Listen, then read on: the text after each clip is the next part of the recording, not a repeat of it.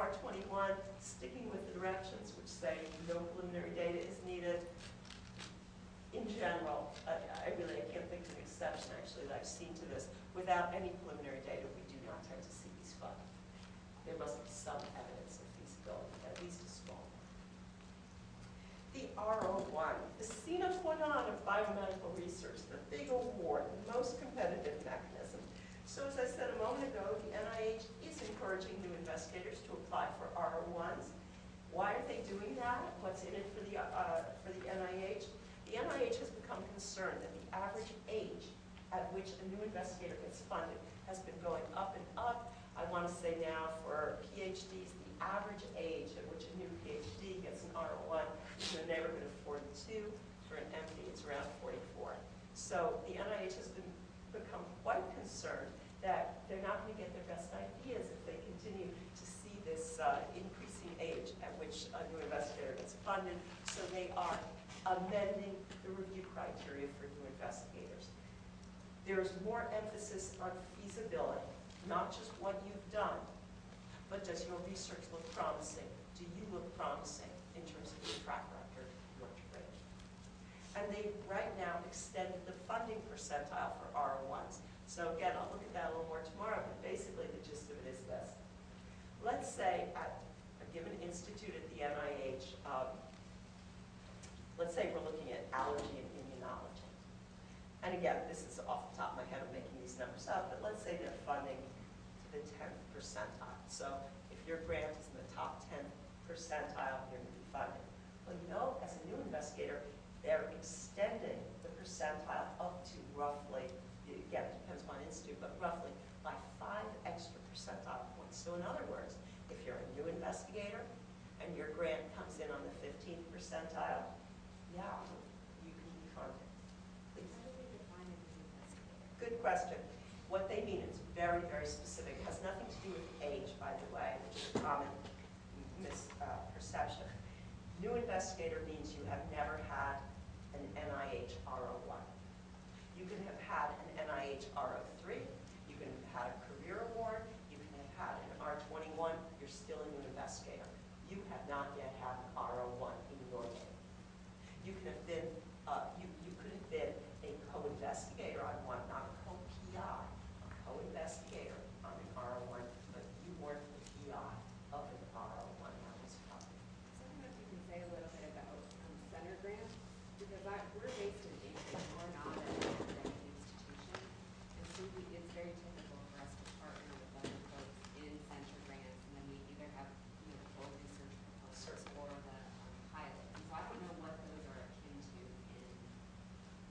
In NIH terms? Yes. If you have to have an R01, you are eligible, you are considered a new investigator. And you can double check with the program officer, but they've been pretty consistent with that. As long as it isn't an R01 in your name, you qualify as an investigator. And I would be surprised if having any other grant superseded that definition. I would be surprised. I would double check, but as I said, I think they tend to stick with that.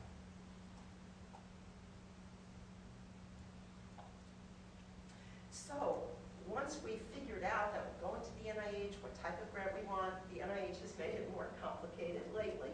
They've come up with this new designation called Funding Opportunity Announcement, FOA. Here's what I want you to understand. Now, when you apply for an NIH grant, you have to not just figure out what type of mechanism, but you have to find the right FOA. The FOA, Funding Opportunity Announcement, here's what this means in general. Let's say you're going in for your own type of research. The NIH hasn't come up with a description that matches the exact research you want to do. You're going to compete under what's called a parent announcement, and you'll find these parent announcements described in the NIH Guide to Grants and Contracts. But oftentimes, we find a description that looks exactly like the type of research we want to apply for. Again, to use something that would be relevant to the interest here, let's say for the sake of argument that there's a new funding opportunity announcement that the innovative methods to increase adherence to prescription medicines for people with type 2 diabetes. So innovative ways to increase adherence among people with type 2 diabetes, to increase adherence for taking the appropriate medications. So you find this funding opportunity announcement, we're thinking, wow, that's exactly what I do. Okay, so we're going to cite that announcement. There's a, and it explains in the NIH guide, where we put the number of the announcement. It's right on the face page when we're applying for this a particular opportunity. In general, it's easier if we find a funding opportunity announcement that matches our particular research area. If you go into the NIH guide, it's totally searchable. So let's say you go onto that website, which will take you right onto what's called the NIH Guide to Weekly Grants and Contracts. And we put in some search terms. For the example I just used, we would put in diabetes, maybe type 2 diabetes medications.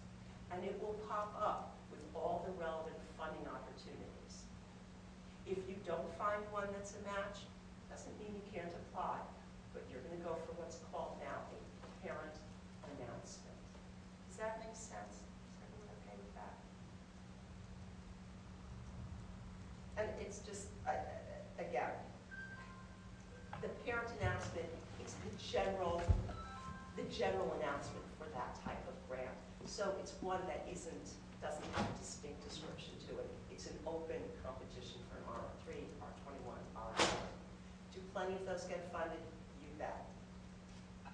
Having said that, just looking at some of the background material that was sent to me, I would be very surprised if you couldn't find relevant parent announcements, just because some of the issues you're looking at are so high priority in the eyes of the NIH, the underrepresented minority populations, the emphasis on